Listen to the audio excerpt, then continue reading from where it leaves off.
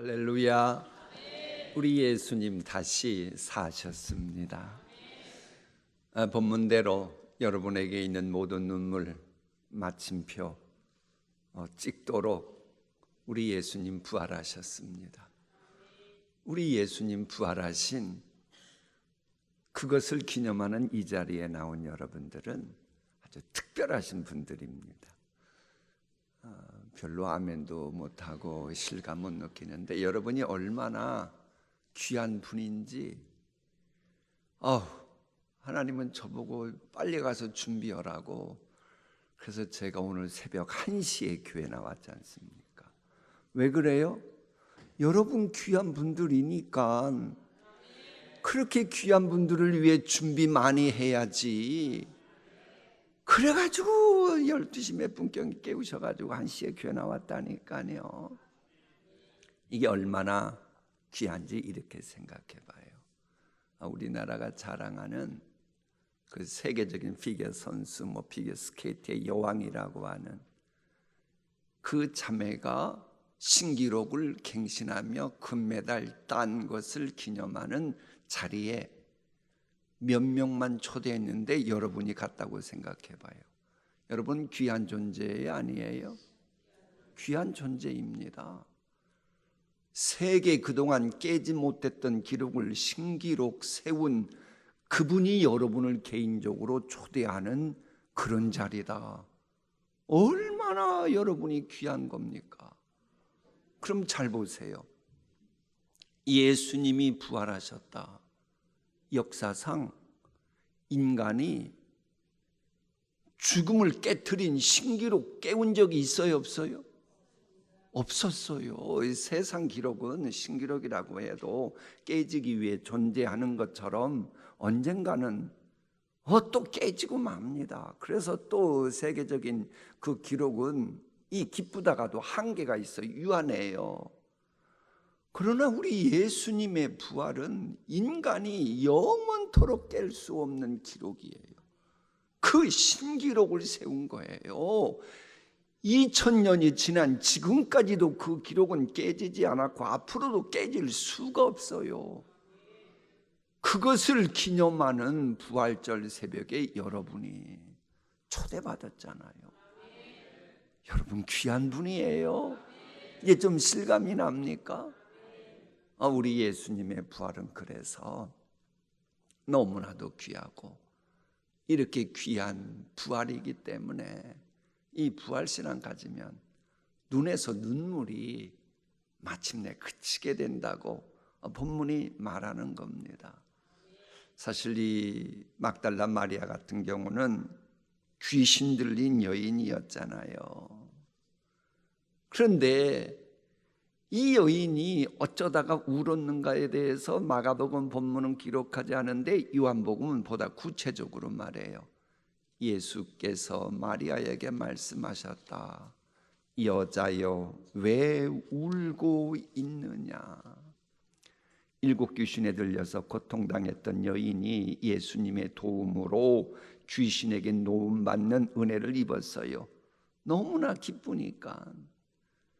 아이고, 귀신 들렸던 여자가 어쩌다가 정신 돌아와가지고 손가락질 받았지만 개념치 않고 예수님 따라다녔습니다. 너무 고마워서. 그런데 예수님이 돌아가시고 나서 무덤에 계셔서 가서 향품이라도 좀 하면서 예수님께 뭔가 하려고 했는데 빈 무덤인 거예요. 은혜 베푸신 우리 예수님 지키지 못했다. 그 생각이 드는 거예요. 부활신앙은 없었어요. 부활신앙은 예수님 제자들이 좀 듣긴 했는데 제자들도 없었고 어쨌거나 예수님 시신조차 지키지 못한 자기 자신을 가리키며 울고 있었던 겁니다. 우리에게도 어떤 때는 내 할 일 하지 못했다 그래서 울고 불고 할 때가 있어요. 이 막달라 마리아의 울음은 슬픔의 울음이었습니다. 보잘것없던 자신을 인정하고 사람 되게 하신 은혜를 지키지 못했다. 그 예수님을 결국 잃어버린 상실감으로 인해 슬퍼서 우는 울음이었습니다. 그리움의 울음이었습니다. 우리는 보통 사람, 시간, 과거, 고향, 사람을 그리워할 때 웁니다. 그녀는 귀신 들렸던 자신을 사람 되게 만드신 그 예수님이 너무나도 그리워서 자신도 모르게 터져나오는 울음이었습니다. 또한 막달라 마리아의 울음은 억울함과 분노의 표현이었습니다. 예수님은 죄가 없었는데도 무지막지한 저 인간들에게 돌아가셨다. 세상이 어떻게 이러냐. 그러면서 세상을 향한 분노 속에 막 터져나오는 울음이었습니다. 참다가 터지는 울음이었습니다. 예수님을 조롱멸시천대 속에서 돌아가게 하신 분이 정말로 결코 그럴 뿐이 아닌데 그런 일이 벌어지고 있는 현실을 바라보면서 참고 참으려고 했지만 더 이상 참지 못할 때 사람이 울잖아요. 그런 울음이었습니다. 그렇게 울고 있을 때 부활하신 예수님께서 마리아에게 다가가셨다는 거예요.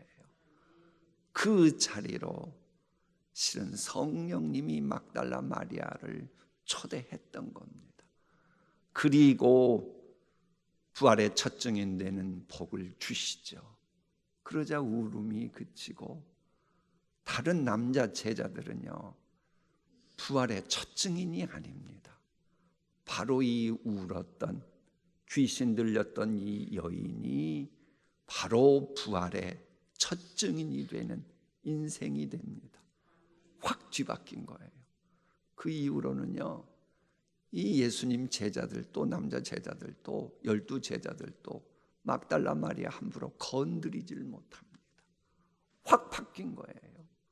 부활신앙이 이렇습니다.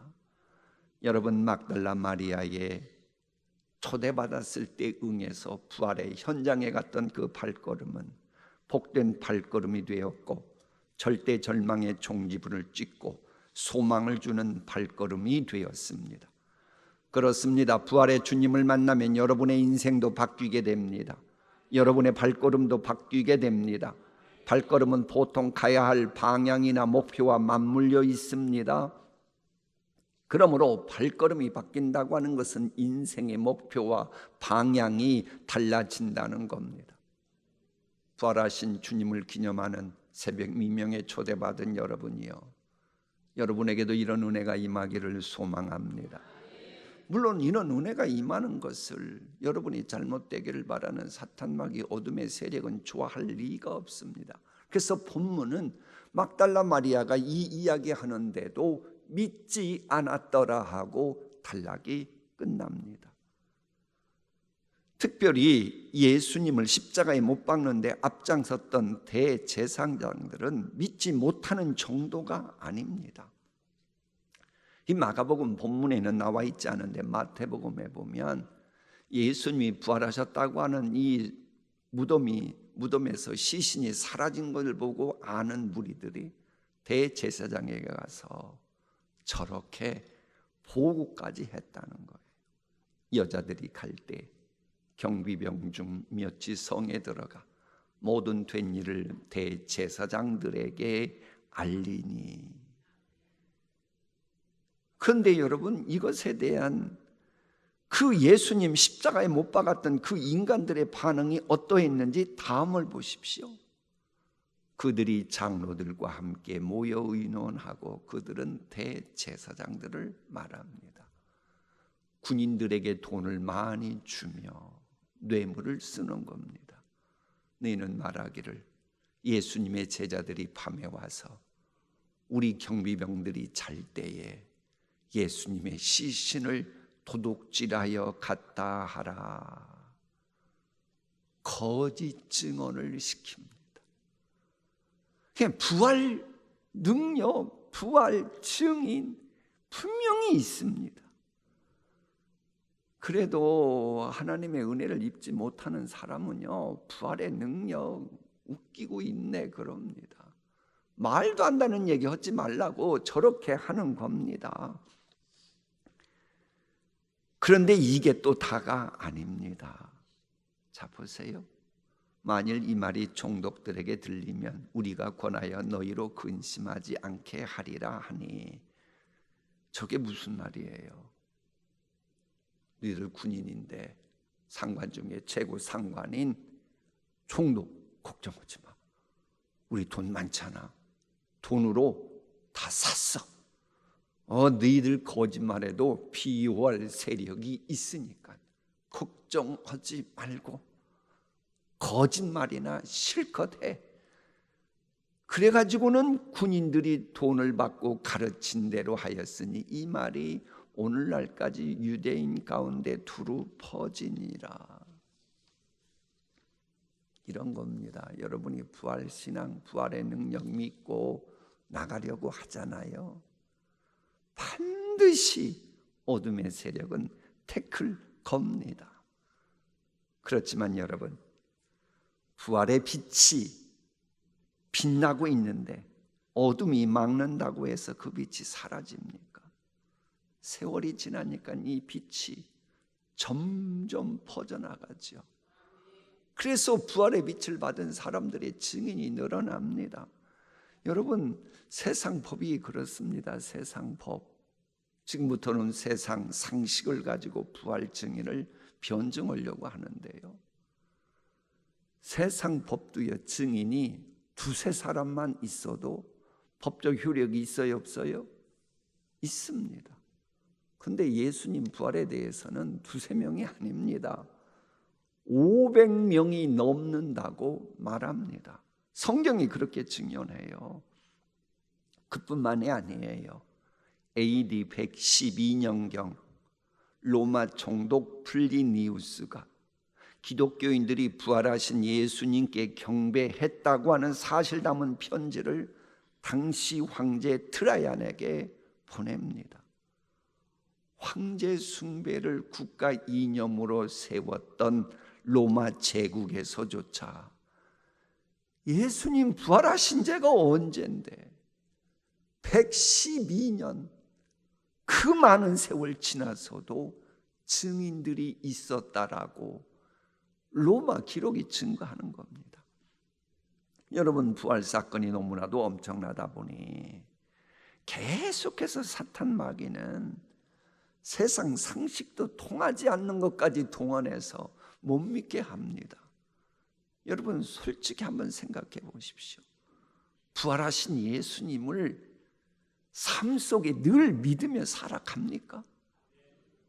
그건 우리가 바라는 마음으로 아멘하는 경우가 많지, 많은 경우는 그러지 못해요. 왜? 사탄 마귀가 그때그때마다 여러분 부활하신 예수님 못 믿게 합니다. 이건 오늘 예배 드리고 나서도 마찬가지입니다. 오늘 설교 드리면 그러네 할 거예요. 그래도 또 마귀가 여러분 방해할 겁니다. 자, 보세요. 부활하신 주님을 만난 사람들은 대부분 순교했습니다. 12 제자 가운데 사도 요한 빼고 모두 순교했어요. 그렇게 배신했던 그 인간들이 왜 순교합니까? 부활하신 예수님 만나고 부활의 영이신 예수 그리스도의 영으로 감화감동 받으니까 사도 요한도요 실은 순교적 삶을 살았잖아요. pat모섬에 가서 유배당해가지고 끝까지 순교자처럼 진리를 기록하는 사명 살다가 마쳤잖아요. 생각해 보세요. 순교했다. 거짓말을 위해 목숨 바치는 사람 봤어요? 아니, 거짓말을 위해 목숨 바치는 사람이 있냐고요.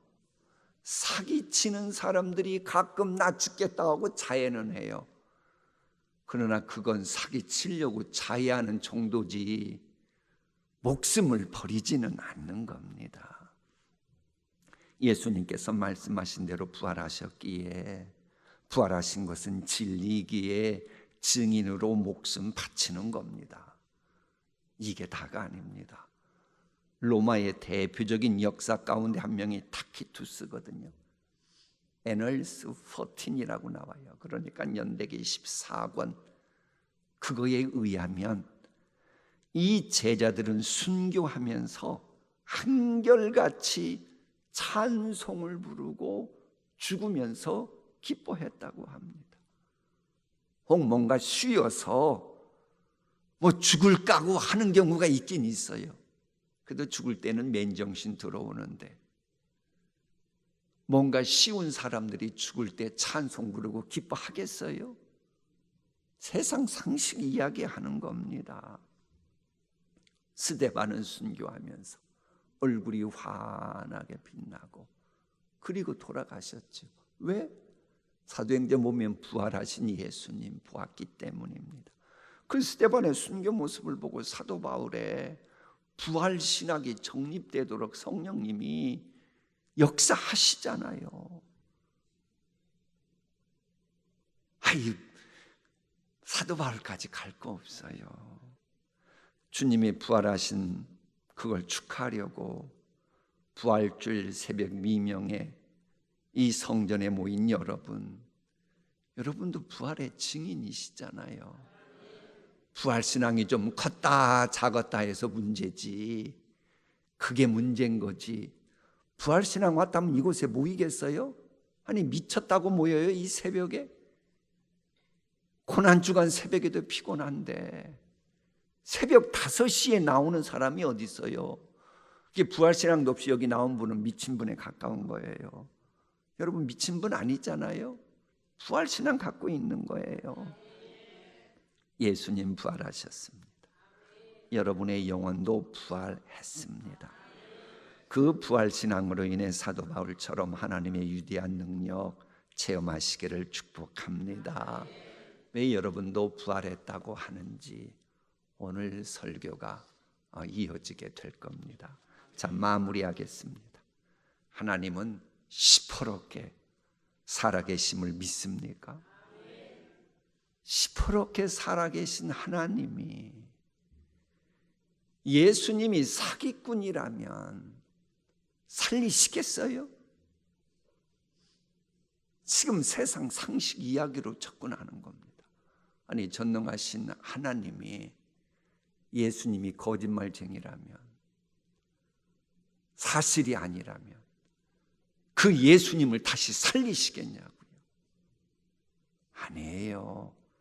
예수님이 말씀하신 모든 것, 예수님께서 말씀하신 여러분을 향한 약속 모든 것 그대로 다 이루어질 것을 내다보셨기에 여러분 이곳에 또한 부르신 겁니다. 하나님이 미쳤다고 여러분 이곳에 나오게 하시겠어요? 부활신앙이 그게 거짓말이라면? 다시 묻습니다. 여러분 정말 부활하신 예수님 믿습니까? 그럼 앞으로랑 믿었다 말았다 그러지 마세요. 온전히 믿으십시오. 부활 새벽 미명에 하나님의 초대를 받으신 여러분, 하나님께서 여러분에게 말씀하십니다.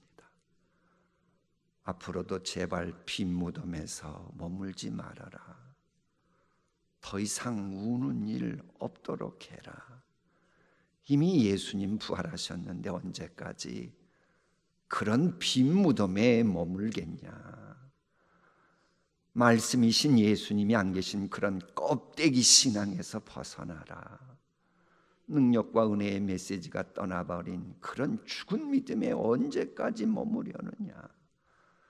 그런 죽은 믿음이기에 슬퍼하고 우는 것 아니겠느냐. 슬픔과 울음과 절망의 마침표를 찍는 부활하신 주님의 지체답게 살면서 어두운 현실을 정복하거라. 부활하신 주님의 지체라고 하는 것은 오늘 주일 예배 때 말씀드릴 겁니다. 그리고 주위 사람들을 향해 예수님께서 약속하신 그런 현장에서 부활의 능력을 체험하고 삶으로 증거해라. 이런 주님의 음성에 순종하는 여러분 되시기를 소망합니다. 기도하십니다.